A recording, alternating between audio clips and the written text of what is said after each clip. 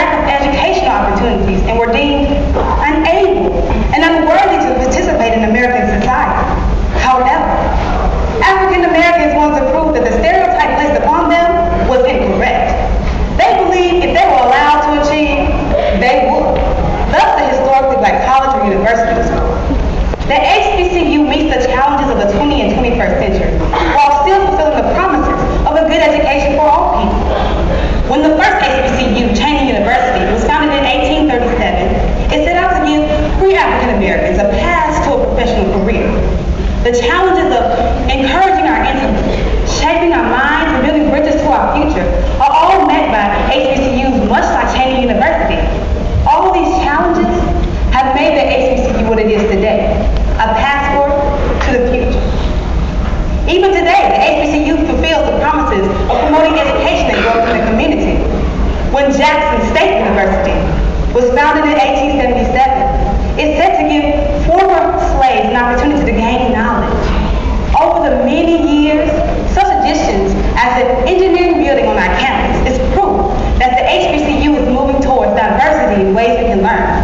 There's also diversity in our extracurricular activities.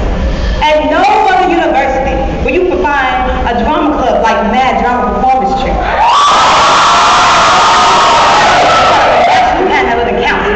At no other university where you find religious groups like Are You Up? Fulfill the promises of social involvement, but they force us to meet the challenge of having high academic standards. HBCUs, especially Jackson State University, will continue to meet the challenge of modern education while still fulfilling the promises of growth in our community. We must use the power of the HBCU to cast a spotlight on all of those who think we are irrelevant and unimportant. We are important, and I believe that as long as there's a little girl who wants to be a JSU and earn her degree in biology, as long as there's a young high school band student who wants to be in the infamous Sonic Boom of the South, and as long as there are those who want to use the advantage of a limitless education, the HBCU does have a future. It has a future to fulfill these promises and to equip our generation with a new knowledge of intellectual freedom and social justice.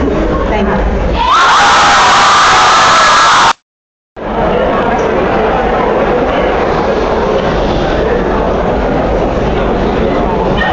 We've been here before, where historically black colleges and universities, HBCUs, must meet the challenges and fulfill the promise that through education, every black mind can have a better life.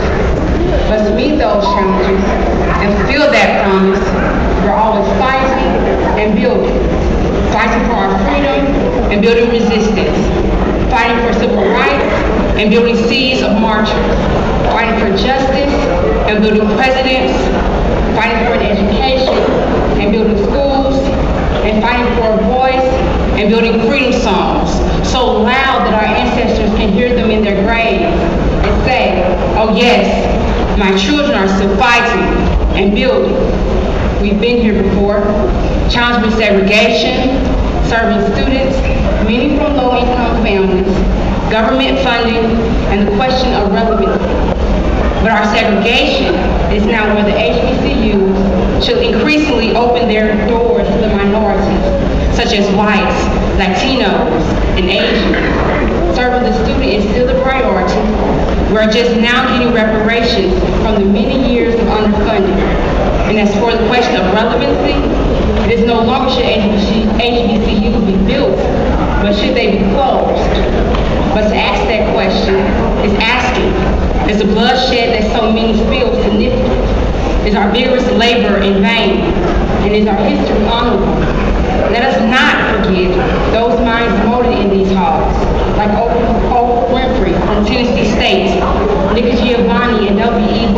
Du Bois from Fisk, Langston Hughes and Thurgood Marshall from Lincoln, Reverend Dr. Martin Luther King Jr. from Morehouse, Booker T. Washington from Hampton, Medgar Evers from Alcorn, and most importantly, Eddie and Walter Payton, Cassandra Wilson, Benny Thompson, Alice Hardy, Helen Frazier, Willie Norwood, Janelle Stewart, and many others, all hailing from the great Jackson State. However, HBCUs still are faced with challenges such as the decline in black men in college, the growing technological world, the dropout rate of black youth, low revenue, and the threat of mergers. But because we've been here before, we know how to fight these challenges.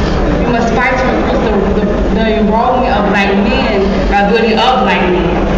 We must fight in the area of technology by building research opportunities in every field of study. We must fight to keep the black youth in school by building relationships with them, especially those who are in neighborhoods. We must fight for revenue by building partnerships with local businesses and communities. And we must fight for the merger by building bigger seeds of graduating classes. We've been here before, too many times, and yet our feet have not grown tired. Our souls are not weary, our bodies still pushing forward, and our hearts still singing those sweet songs, so loud that our ancestors can hear them in their graves and say, oh yes, my children are still fighting and building. Indeed, we've been here before, and as history has shown us, we will be here again, ready to meet the challenges and fulfill the promise. Thank you. That education is one of the greatest keys to survival. Black Americans know a thing or two when it comes to survival. We are the descendants of oppressed geniuses. Just think about it. These oppressed geniuses were brought over as cargo, denied of their civility, and stripped of their identity. Yes, these oppressed geniuses found ways to navigate through a foreign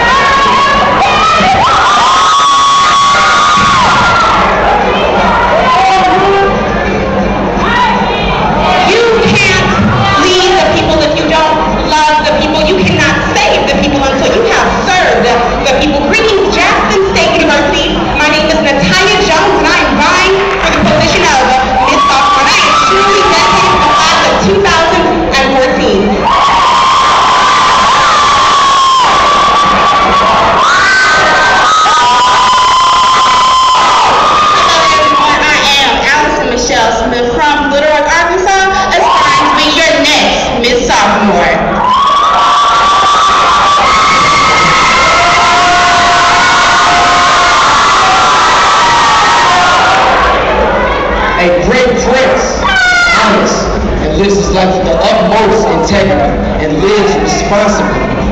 A great prince loves his God, the true king among all kings.